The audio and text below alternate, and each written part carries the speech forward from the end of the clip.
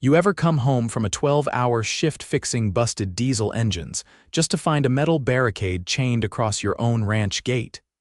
Yeah, that was my Wednesday. Name's Randall Ashford. I've lived on this 5-acre stretch of Texas land for 8 years now, bought it fair and square. Built my house.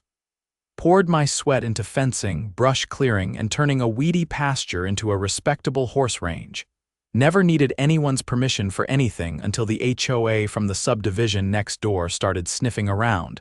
They call themselves Maple Hills Estates. Sounds fancy, right? It's really just a bunch of over-mulched cookie-cutter homes stacked too close together, run by a bunch of retirees who think a clipboard gives them power. And at the top of this pyramid of petty, Regina Voss, blonde bob, oversized sunglasses, and a voice like a dial-up modem. She showed up 2 weeks ago, uninvited, stomping across my gravel driveway like she owned the place. "You can't have this gate open like this," she said, waving her hand toward my ranch gate that opens onto a small private street. "It's not aesthetically consistent with the neighborhood." I leaned on my truck. "I don't live in your neighborhood." Regina gave me this tight, fake smile. "The HOA recently voted to extend our jurisdiction to the private road. It's now considered common access. And your gate, well, it's in violation. Now, here's the kicker. That little street. Technically, it's a private road owned by a now-defunct developer. It connects my ranch entrance to the main road, and I've been maintaining it myself for years. Patching potholes, clearing snow. Regina must have figured since no one officially claimed it, she could grab it for the HOA. I told her to leave. She said she'd file a formal notice. 2 days later, I came back from work to find a steel barricade bolted into the asphalt right in front of my gate, chained, locked, with a smug little laminated sign that read, "For community use only. Trespassers will be fined." I stood there for a full minute, just staring at it. Then I called a buddy of mine who works in the county assessor's office. "Randall," he said after some keyboard tapping, "that road's not HOA property. It's still held in limbo by the original developers LLC, and guess what, they're delinquent on taxes. Can someone buy it?" He chuckled. "If they pay off the back taxes, absolutely." That night I wrote a check. $3,200. That's how much it cost to buy the entire road the HOA thought they owned. The next morning, I had a welding crew out there by 7 a.m. They cut the barricade clean off, hauled it into the back of my truck, and replaced it with a private road no HOA access property of R. Ashford sign. Regina showed up 10 minutes later screeching like a kettle. "You can't do this. This is Maple Hills property." "Nope," I said, holding up the filed deed. "It's mine now." She snatched at the paper. "This changes nothing. The board will vote to contest it." "Cool," I said. "While you're at it, I suggest you let the homeowners know their dues are about to go up." She blinked. "What?" I grinned. "Since I now own the road your HOA uses to access the subdivision, technically, that makes me your road maintenance provider, and I'm tripling the service fee. You'll get the invoice Monday." Regina turned redder than a fire hydrant. And that was just the beginning. By Friday afternoon, the invoice had been hand-delivered to every mailbox in Maple Hills Estates. I'd hired a courier from town, young guy named Milo, who delivered foreclosure notices for a living and didn't flinch when Regina Voss intercepted him on her driveway. He simply handed her the sealed envelope and moved on to the next house. Inside the envelope was a formal letter from Ashford Property LLC, newly formed, "Thank you very much," outlining the revised access agreement for the private road.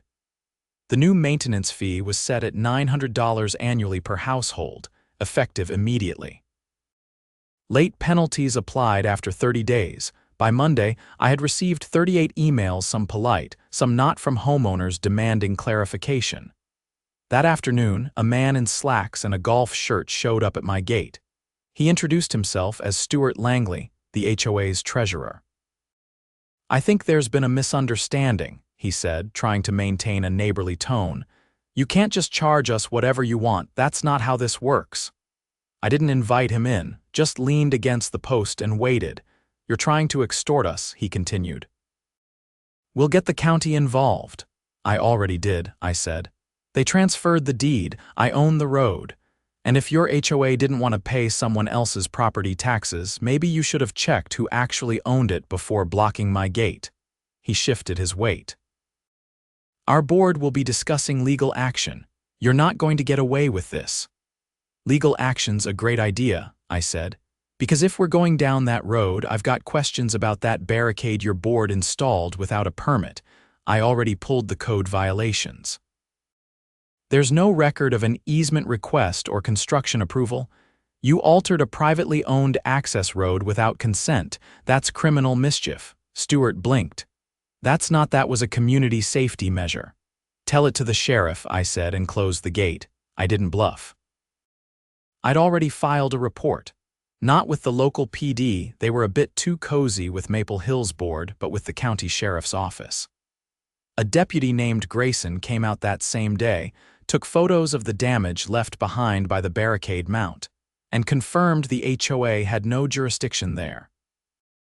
Looks like they drilled into someone else's property and obstructed access, he said, crouching by the bolt scars. That's a chargeable offense. Would be nice, I said, but I'm guessing you're gonna need more than some holes in the road to make it stick. Grayson nodded. Got any footage of them actually installing it? I didn't. But I had an idea where to get it. That night, I paid a visit to the guy who lived at the end of the cul-de-sac, Tommy Hernandez, a retired lineman and the only Maple Hills resident I'd ever had a beer with. He didn't care much for the HOA, especially after they fined him for having a non-regulation mailbox. I've had a trail cam pointed at that street since someone siphoned gas from my truck last fall, he said when I asked about it. Caught a couple of raccoons and a teenager making out in a Corolla, but yeah, it should have seen them putting that thing in. He pulled the footage up on his tablet. Sure enough, there was Regina, flanked by 2 board members and a landscaping crew. They dragged in the barricade on a flatbed and spent the better part of an hour drilling and bolting it down. Regina even posed for a picture in front of it, arms crossed like she'd just conquered Normandy. I sent the files straight to Deputy Grayson. 2 days later, Regina was served. Unlawful obstruction of access, vandalism of private property, unauthorized construction without permit. It wasn't enough to put her in stripes, but it was enough for a court summons and a healthy fine. More importantly, it shredded the illusion that the HOA could act with impunity. But the real surprise came the next week. I was finishing up repairs on a stubborn transmission when a black SUV pulled into my drive. Out stepped a woman in a slate gray blazer, heels that didn't belong on gravel, and an expression that said she hadn't driven herself in years. Mr. Ashford? She asked. Depends who's asking. Aaron Dyer. Assistant District Attorney for the county. I'm following up on the charges filed against the Maple Hills HOA. I wiped my hands and offered her a chair on the porch. We've received multiple complaints about that HOA over the past 2 years, she said, pulling a folder from her bag. Selective enforcement, unauthorized fines, financial irregularities, but nothing substantial enough to press. Until now, she nodded. Your footage was the first hard evidence of coordinated illegal action, but what really caught our attention was the HOA's financial summary. I raised an eyebrow. What about it? The treasurer submitted it as part of their defense package.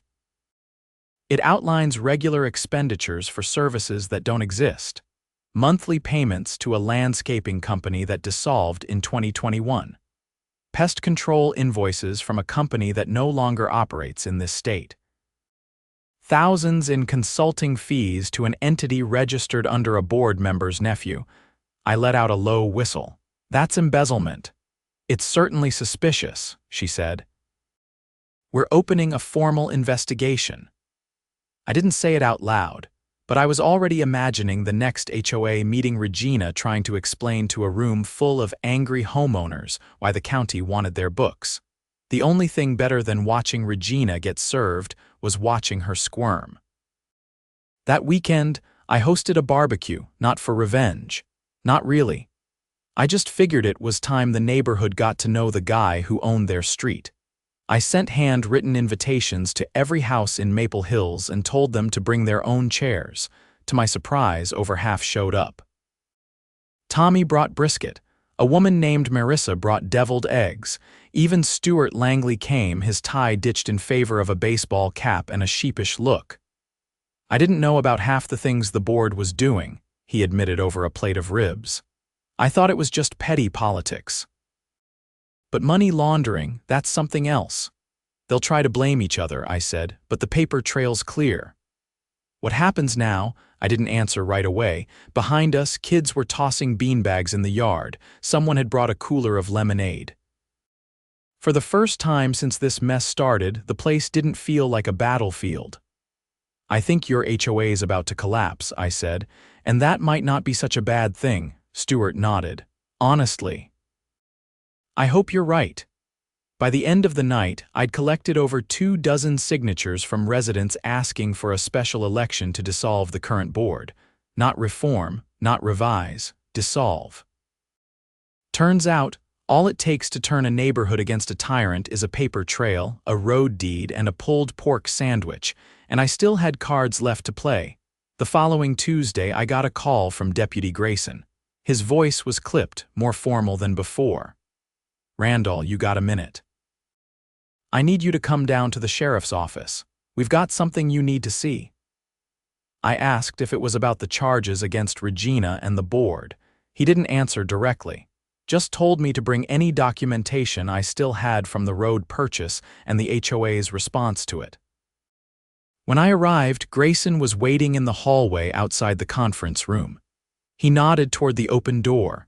Inside sat Aaron Dyer, the assistant DA, along with a tall man in a charcoal suit I hadn't met before. He introduced himself as Special Agent Marcus Leary from the state's Financial Crimes Unit. Mr. Ashford, Leary said, flipping open a manila folder. Your purchase of the road led us to uncover a broader pattern of activity inside the Maple Hills HOA. This is no longer just a zoning dispute. He laid out a series of documents and photos across the table.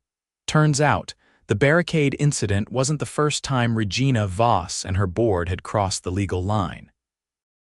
Over the past 4 years, they'd orchestrated a scheme using the HOA's renovation fund to funnel money into shell contracts, bogus companies registered under relatives, and fake service providers. Each of those entities had been siphoning dues into personal bank accounts scattered across 3 states. Aaron Dyer leaned forward. This goes beyond your neighborhood. The same names show up in filings for 2 other HOAs about 50 miles from here. Same pattern. Inflated invoices, non-existent services, and no oversight. Grayson added, the barricade gave us probable cause to dig into their books. But what we found, that opened the floodgates. Agent Leary slid a photo across the table. It showed a warehouse outside Amarillo, bare walls, empty shelves, and a Maple Hills maintenance truck parked out front. According to their accounting records, it was supposed to be a fully operational landscaping hub. Over $170,000 in equipment was purchased for that location, Leary said. Not even a shovel inside. I stared at the image, then back at the room. So what do you need from me? Leary tapped the folder. Your purchase of the road disrupted their cash flow. The increased fees forced them to move money faster than they were used to. That's when they got sloppy. We need you to testify that you were threatened with fines and obstruction when you challenged their authority, and that your acquisition of the road exposed their misuse of common funds. I nodded slowly. You'll get my full statement. Dyer gave me a look. Not pity, not concern. More like respect. We expect arrests within the week, she said. I left the sheriff's office with a strange feeling in my chest, not quite satisfaction, not quite relief, more like gravity. I hadn't just rattled a few power-hungry neighbors. I'd poked a hole in something bigger. And now it was unraveling fast. By Thursday, Regina's face was plastered on the local news. She'd been arrested at her house just before dawn. Alongside her, 3 board members were also taken into custody, 2 men and a woman, all charged with fraud, conspiracy, and misuse of community funds. The footage showed them being led out in handcuffs, faces hidden behind jackets and folders. The HOA's office, a glorified shed behind the community pool, was taped off by investigators. Neighbors stood outside in robes and coffee cups, watching as stacks of evidence boxes were wheeled out. Regina's mugshot hit the internet within the hour. I didn't share it. I didn't gloat. But I did forward the news article to every resident in Maple Hills who had signed that petition at my barbecue. The next day, I got a call from Stuart Langley. "Randall," he said, voice lower than usual, "we've scheduled an emergency town vote, Saturday afternoon. Our bylaws allow for dissolution of the board if 2/3 of homeowners agree. We're already past that threshold." "Good," I said. "You should have had control of your neighborhood a long time ago." He paused, then added, "Some of us are thinking about forming a new committee, but only to manage the basics. Maintenance, security, stuff we actually need. No fines, no roadblocks, no power trips, just neighbors helping neighbors." I didn't say anything at first, just let the idea settle. "Let me know if you need help with that," I said finally. "I've got experience now," he laughed, tension breaking for the first time in weeks. That Saturday, I didn't attend the town vote. It wasn't my neighborhood, and I figured they needed to handle it themselves. But later that evening, a convoy of cars pulled into my drive. Tommy Hernandez at the front, followed by a dozen other residents, some I knew, some I didn't. They brought folding chairs, leftover barbecue, and a hand-painted wooden sign that read, "Thank you, Randall, our road to freedom." Tommy helped me hang it on the fence post by the gate. "You're not just a neighbor anymore," he said. "You're the guy who bought the street and gave it back to the people." I didn't know what to say to that, so I went and grabbed more beer from the shop fridge. As the sun dipped behind the cottonwoods, laughter broke out across the yard. Kids chased each other around the fire pit. A woman named Deanna passed around a tray of lemon bars. Someone had brought an old radio and tuned it to a classic rock station, the kind that played nothing but guitars and grit. The air didn't feel heavy anymore. It felt earned. By Monday morning, the newly formed Community Maintenance Committee of Maple Hills had filed their charter with the county. 5 volunteers, no salaries, full transparency. They asked me to attend their first meeting, not to vote, but to speak. When I stepped into the rec hall, every seat was full. Stuart stood at the front, beside a whiteboard with the words "Rebuilding Trust" written in blue marker. Before I could say a word, the room stood up and clapped. Not loud, not dramatic, just honest. After the meeting, a woman in a denim jacket approached me. She looked about 60, with weathered hands and a voice like riverbed gravel. "I moved here to retire in peace," she said. "Thought I was crazy for thinking something was wrong. You proved I wasn't," I nodded. "You're not crazy, you were just outnumbered," she smiled. "Not anymore." Later that week, I got a letter from the county clerk.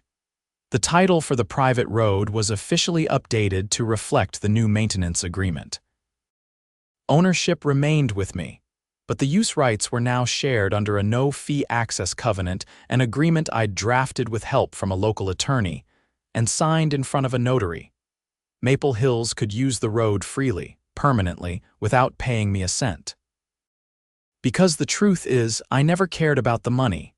I cared about being bullied on my own land. I cared about people like Tommy getting fined over mailbox paint. I cared about a community being strangled by people who were supposed to serve it, so I gave the road back, not because they earned it. Because they finally stood up and took it. The weeks that followed brought a strange kind of quiet. Not the uneasy silence that comes before a storm, but the kind that settles in after one has passed, when the wind dies down and you realize the fence is still standing. Maple Hills was no longer run from a clipboard. The new committee operated off a folding table in the community rec hall, and their first act had been to open the books for public review. No one had ever seen a full accounting before. Now it was pinned to a corkboard next to the lost and found bin. I didn't attend their meetings regularly, but I'd stop by when they asked for input, especially when it came to road maintenance. After all, I still owned the road. Parking enforcement, snow removal, even mailbox placement, all of it had to be restructured. It was tedious, but it was honest work.